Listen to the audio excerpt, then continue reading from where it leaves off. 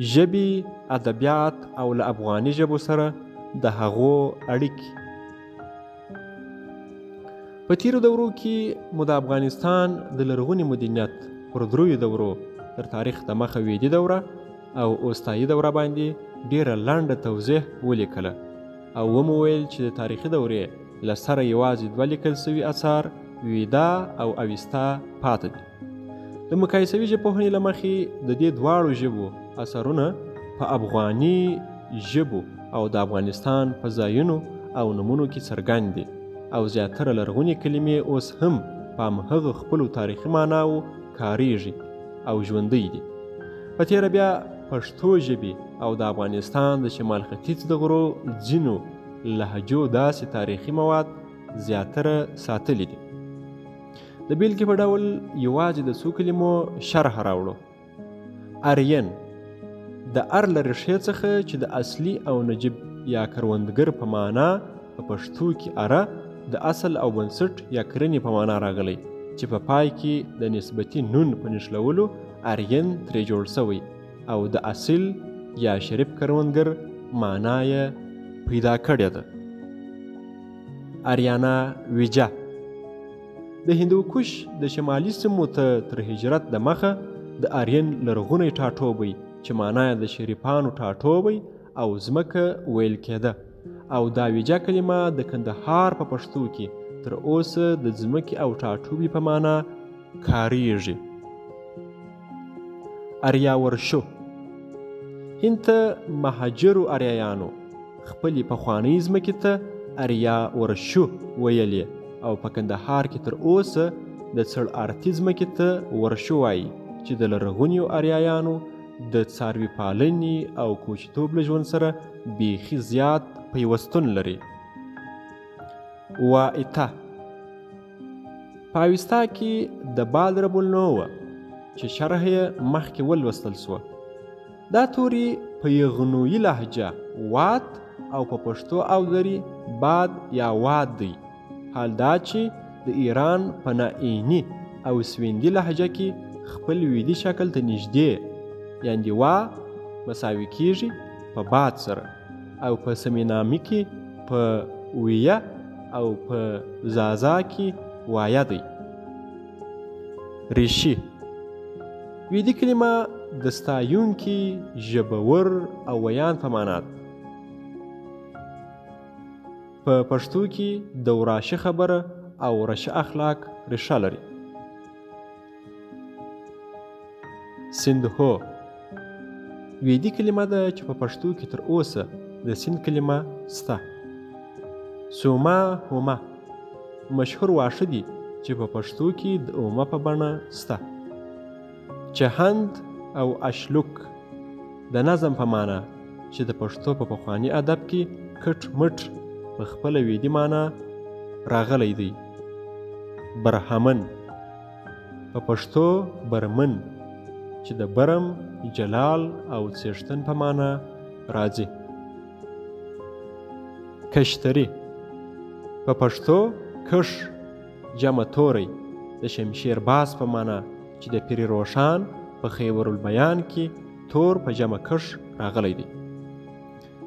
وسپه په پښتو وسا د اعتماد او باور په معنا راغلی دی. شودره په پښتو سوډر د بې تهذیب او وحشي ناپو په معنا دی او داسې نورې ډېرې ویدي کلمې په پښتو ژبه کې ژوندۍ دي او کاریږي. همدا ډول تاسې د اوستایي دورې په مباحثو کې ولوستل چې دا ژبه له پښتو سره ټینګه او غښتلې اړیکه لري. نو ځکه موږ پښتو ژبه د سانسکریټ او اوستا خور بولو چې په غږیزو قواعدو او تورو کې له دواړو ژبو سره ګډه ده.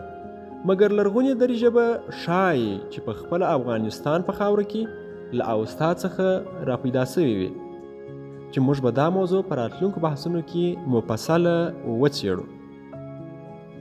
په ویدي سرودونو کې چې د هغه اثر یوازینی لرغونی ادبي اثر دی، د هغه اثر د پوهو ریشانو او ژبورو خبرې او سرودونه را نقل سوي چې په هغو کې یوه ډله اریایي ژبورې شاعرانې ښځې هم شته. د بیلګې په ډول د ریګویدا د لومړي کتاب په 119 سرود او د شپږم کتاب په 19 او 40 سرود کې د شهزادګۍ ګوهچه سرودونه رانقل شوي دي او هم د لوپا، مودرا، مامیتا، افاله، اندانی، ساسی او ویشورا سرودونه په ریګویدا کې لیدل کیږي چې د هغه وخت شاعران یې وې او موږ دلته د هغه وخت د تخیل، بیان او خبرو د طرز د څرګندولو لپاره د ریګویدا د لومړي کتاب 119 سرود د گریپټ ترجمه راوړو. دا سرود ګران پو ښاغلي عبدالرحمن پژواک په 1422 هجري کال کې په انګریزي ژباړلی او د آریانا مجلې په 6مه ګڼه کې خپور شوی دی چې شهزادګۍ ګوهچي ویلې ده: یې د سهار ستوریو ستاسې بګۍ چې تر خیال ګړندۍ ده او زړور تیز اسان یې کشوي د خلکو لور ته راځغلي چې د پاکانو ټاټوبی ولټوي. چیرې ځئ ای زړورو پهلوانانو، دلته زموږ ټاټوبې ته راسئ. تاسې ای د عجیبو کارنامو څښتنانو، وندنه مو راویست چې د بري او برم څښتن لکه خالص زر چې ښخ وي، لکه هغه څوک چې د تباهۍ او پناه په غیږ کې پروت وي، لکه هغه لمر چې په تورتم کې پټ وي. یې د سهار ستوریو تاسې د خپلو زیاتو قوتونو په مرسته هغه لرغونی میړه شیاونه مو د زلمیتوب غیږې ته وسپاره. تاسې یې ناستیانو خپلې بګۍ وګمارئ چې د لمر لور له ټولو هغه برم سره چې لږ یې پورته کړئ. تاسې یې هغه کسانو چې تل زلمیان یاست له خپل لرغوني دود سره سم و تورګا را یاد کړ او په خپلو غنم رنګو اسانو چې په ګړندیو وزر والوزي د سیند د څپو له منځه راوویست. یې د عجبو کارنامو خاوندانو، ځمکه مو یوې کړه او د اوربشې مو وکرلې. انسان ته مو د غذا شیره ورکړه او دښمنان مو په خپله برغو له منځه یوړ او لیرو مو وغورځول او آریا ته مو موضوعاته رڼا او ځلا ورکړه چې د اسمان پر څنډو خپره سوه. یې ستوریو زه له تاسې نه مرسته غواړم. یې د سهار ستوریو زما نیازونو ته د مهربانۍ په سترګه وګورئ. یې ناستیانو ما ته له اولاد سره زیاته بډاینه او ثروت راکړئ. ستاسې د زړورتیا سترې کارنامې چې په لرغوني وختونو کې مو ترسره کړي دي خلکو ته ښکاره دي.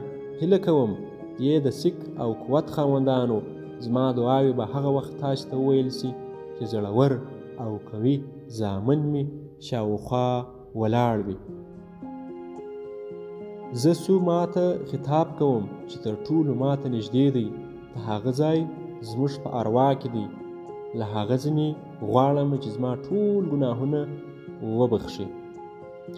د اور د ربولنو اګني په ستاینه کې یو سرود چې میدو چندیس دوشو متره زوی د ګایتري په بحر کې په 9 بیتونو کې ویلی دی سته چې 2 بیته یې دا دي: زه اګني چې روحاني ښکارندوی دی ستایم، دی د نمانځنې په وخت کې روڼ دی او د نمانځنې په بدل کې بډایه بخښي.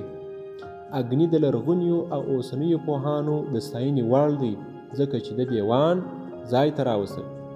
یې اګني یوازې هغه ستاینه چې په هغو کې معنی پیښ نسي او ته یې له هرې خوا خوندي وساتې، داسې ستاینه نو خدای مني. یې اګني په اسانه رسېږه لکه پلار زوی ته او زموږ د ښېګڼې لپاره له موږ سره اوسه. اوس د ویدي د دغه سرود تر څنګ د اویستا څو سروده چې د زردشت له خبرو څخه دي راوړو. په 10مه اسنا کې وایي: سترو خبرو ته غوږ ونیسئ، پرون اندېښنه ورته وګورئ، د درواغ او رښتیا د 2 عینو ترمنځ توپیر وکړئ. تر هغه د مخه چې د آخرت ورځ راسي هر څوک دې په خپل دین غور کړي. ودې سي چې په پای کې به مراد ته ورسیږو. هغه دوی همزولي توکي چې په پیل کې د خیال په عالم کې څرګند سوي یو یې په اندېښنه ویلو او کولو کې د نیکۍ توګه وه او بله یې د بدۍ، او په دې دوو کې باید یو سړی نیکي غوره کړي نه بدي. هغه وخت چې همدا دوه توکه سره یو ځای سي نو ژوند او مړینه ترې پیدا سوه. همدا لامل دی چې په پای کې د درواغجنو ډېر بد ځای دوزخ او د رښتینو ډېر ښه ځای جنت په برخه کیږي. په 53مه اسنا کې وایي یې میړه کوونکو نجونو او یې زمانو دا دی در ښیم او خبروم مو نصیحت مې په زړه ومنئ. د سپېڅلتوب او پاکۍ په ژوندانه پسې د غیرت ملا وتړئ او ورپسې زیار وباسئ. تاسې هر یو باید په ښه کار کې یو تر بل د مخه سئ او په همدې ډول خپل ژوند خوښ تیر کړئ.